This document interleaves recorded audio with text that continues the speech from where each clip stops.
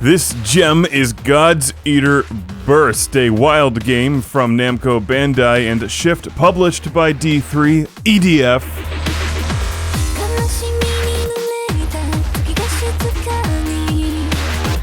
Where players hack and slash monsters in a dystopian future with giant swords that transform into guns and also have mouths that eat the monsters.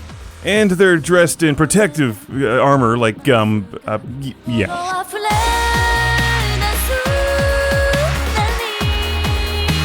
The first thing that you do is create a character. I went with a girl for this game and named her Jive Train with a call sign of 8-track.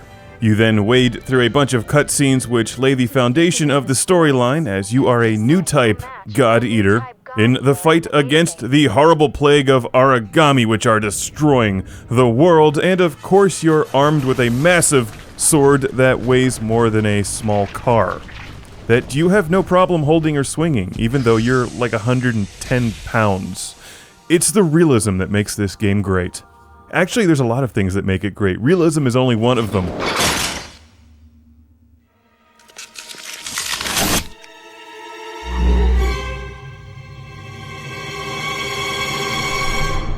Congratulations. You are now the first of the Far East Branch's new type God Eaters. Oh, come on. Anytime you pick up a sword, you have got to drop a line from He-Man, or at least Thundercats. I've got you. Sword that's larger than 3 of me stacked end to end. Give me sight beyond why this game is so awesome. And why didn't I play the first one, God Eater? A hugely successful PSP game in Japan. Did it even come over here? Maybe not. Maybe that's why I didn't play it. If someone had told me about it, I would have, though, because look at this game. It's like a cross between Monster Hunter and Phantasy Star Portable 2, mixed with a giant spoonful of badass. Any game that has chicks with blue hair and miniskirts wielding swords that physically eat the monsters they're attacking deserves praise on Classic Game Room.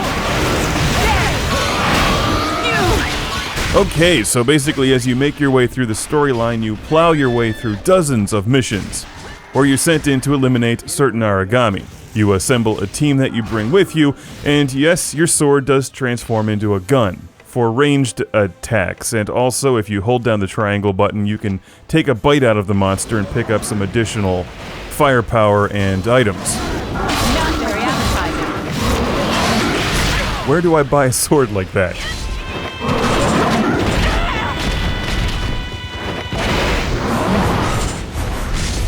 The controls are a bit of an acquired taste, and the battles become extremely frantic. And while this game plays extremely well on the PSP and looks fantastic, it could have definitely benefited from dual analog sticks.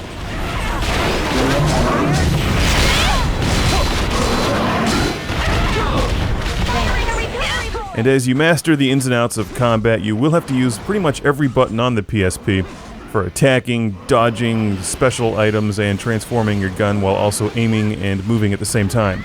As you tear these monsters apart and also pick up items laying around the ravaged landscape, you can use those pieces to assemble new weapons and upgrade your existing weapons and armor. It's not a game where you rely on grinding to level up your character, it's more about collecting and building the weapons that are suitable for attacking the type of origami that you will encounter in each battle.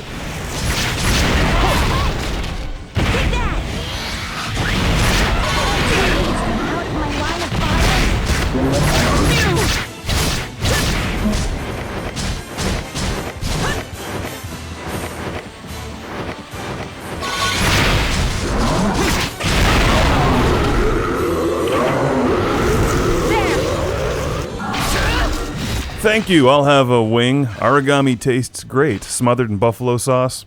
Makes a fantastic meal. There's storyline missions which progress the plot, and you can replay old missions that you've already completed to earn money and collect various items. It's a massive game, one that can keep you occupied indefinitely if you find it fun, which, if you think this looks cool, you probably will. It's not possible. They're changing form, aren't they? Dun dun dun! The plot is very cool as you have some new teammates, some of whom have some issues.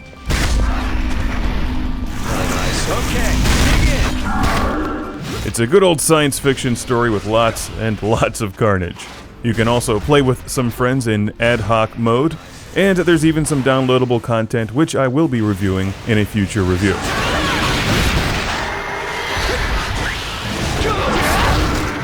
So, give the controls a chance in the easier missions, and always make sure to see what kind of origami you'll be fighting against, and equip the proper weapons and armor to exploit their weaknesses. It will make your life so much easier in the harder levels. And don't forget your stun grenades, they're also quite essential.